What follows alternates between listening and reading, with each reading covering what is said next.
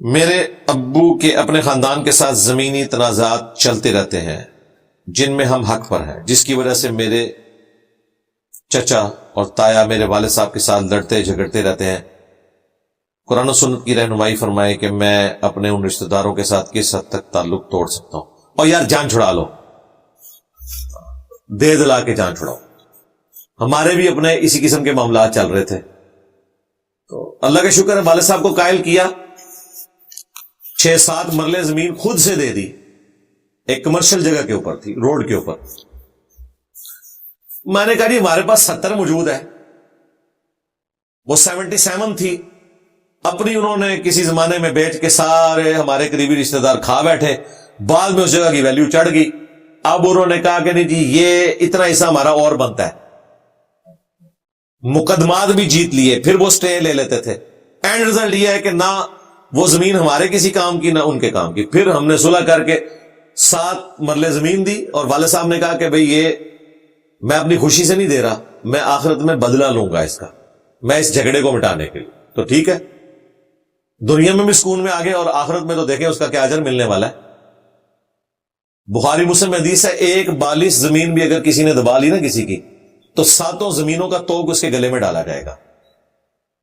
یہ تو دبانے والے کے اوپر عذاب ہے نا، جس کی دبائی ہے اس کو انعام بھی پھر اسی اعتبار سے مل رہا ہوگا۔ تو میں نے یہ دیکھا ہے کہ رشتہ داروں کے معاملات میں اگر آپ کو نقصان بھی اٹھانا پڑتا ہے نا، اپنی رشتہ داری کو خراب نہ کریں، دے دلا کے جان چھڑا لیں، کیونکہ بعض اوقات پھر قتل و غارت تک نوبت آ جاتی ہے اور معاملات ہو جاتے ہیں۔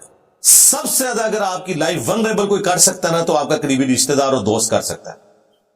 باہر کا بندہ تو کوئی بھی حملہ نہیں ہو سکتا، اسے تو پوری ریکی کرنی پڑے گی، کیا کچھ کرنا پڑے گا، لیکن آپ کے رشتہ دار تو 100% آپ کو جانتے ہیں آپ کس وقت کہاں ہوتے ہیں، اور آپ ان سے ایکسپیکٹ بھی نہیں کریں گے وہ آپ کو نقصان بھی پہنچائیں گے۔ کئی لوگ ایسے ہیں وقتی طور پہ صلح کرتے ہیں، بعد میں پورا خاندان قتل کر دیتے ہیں۔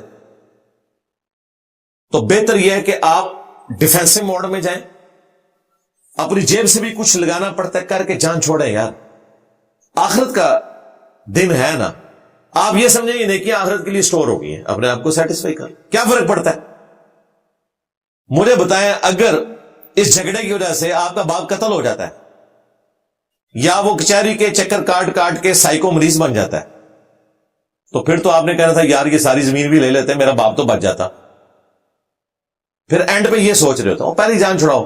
اور یہ کوئی لسا ہونا نہیں ہے کہ انسان جو ہے وہ آخرت کے لیے معاملے کو سٹور کر لے۔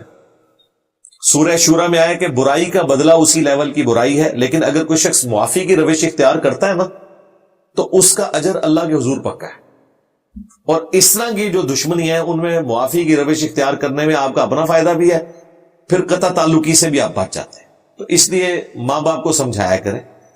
ہماری ایک زمین تھی، اس کا سودا ہو گیا، اور بیانہ بھی اس بندے نے پکڑا دیا، ہم بیچ رہے تھے،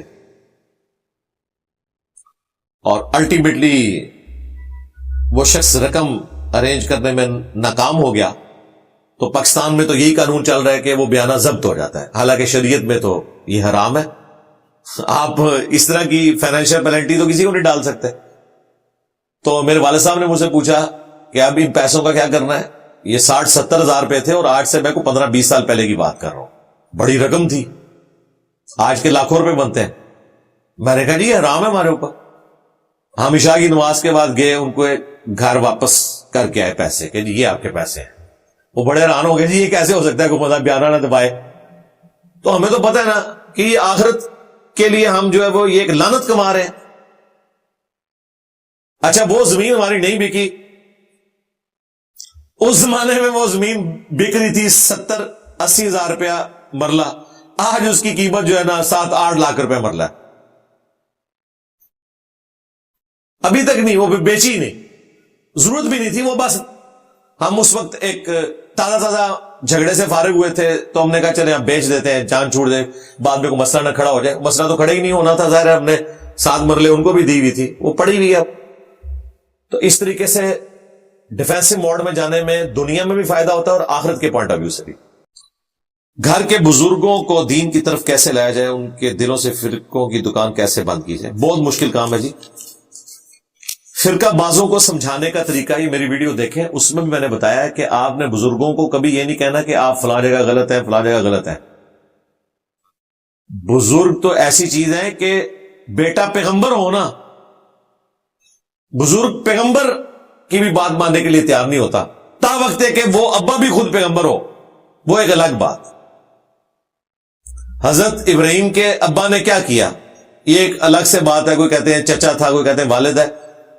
میں کہتا ہوں چچا بھی ہو، انہوں نے ان کو ابا ہی کہا ہے، یعنی چچا کی حیثیت سے بھی وہ باپ کی حیثیت سے ہی انہوں نے حضرت ابراہیم کو پالا تھا. تو کس لیول پہ اترا ہے.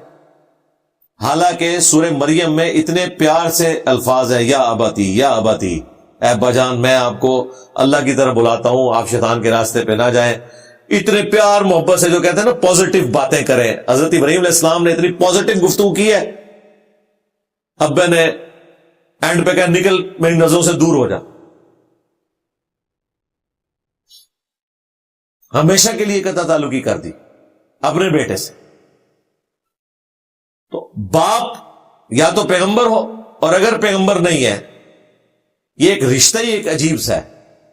اسی لیے اللہ تعالیٰ نے پیغمبروں کو یا تو یتیم پیدا کیا یا ان کے باپ پیغمبر ہیں.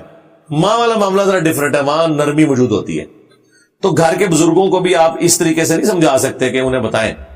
بچہ پی ایچ ڈی ہونا اور باپ چٹا ان پڑھ ہو، وہ باپ پھر بھی سمجھتا کہ میں سیانا ہوں. یہ ہم لوگ ہیں پڑھے لکھے لوگ کہ ہم سے ہماری اولاد کوئی بات کرتی ہے نا، ہم اتنے پڑھے لکھے ہونے کے باوجود بھی ڈرتے ہیں بات کرتے ہوئے کہ بھئی یہ کہیں صحیح بات ہی نہ کر رہا ہو، کیونکہ یہ نیٹ پہ بیٹھے ہوتے ہیں، ان کا نالج ہو سکتا ہے، انفارمیشن ہم سے زیادہ ہو. تو پوری تسلی سے بات سنتے ہیں کہ بتاؤ بھئی کیا مسئلہ ہے، ڈسکس کر لیتے ہیں. لیکن یہ حوصلہ ہمارے آباء و اجداد میں نہیں تھا. چٹے ان پڑھ تھے اور اللہ کے وجہ سے کانفیڈنس بھی آسمانوں پہ. اس لیے بزرگوں کو سمجھانے کا طریقہ یہ ہے، بجائے ان کو یہ کہنے کے کہ جی آپ فلاں جگہ غلط ہے، ان سے کہیں کہ 10 ابا جی منو کے ہو گیا. تو ایک بریلوی کا باپ اسے یہ کہے گا تو گستاخ ہو گیا. سرکار ہوئے ساڈا شاگرد اور کوئی بریلوی پیو انہوں کہہ دے گستاخ، تو تواڈے ہاتھ وچ کیش ہے؟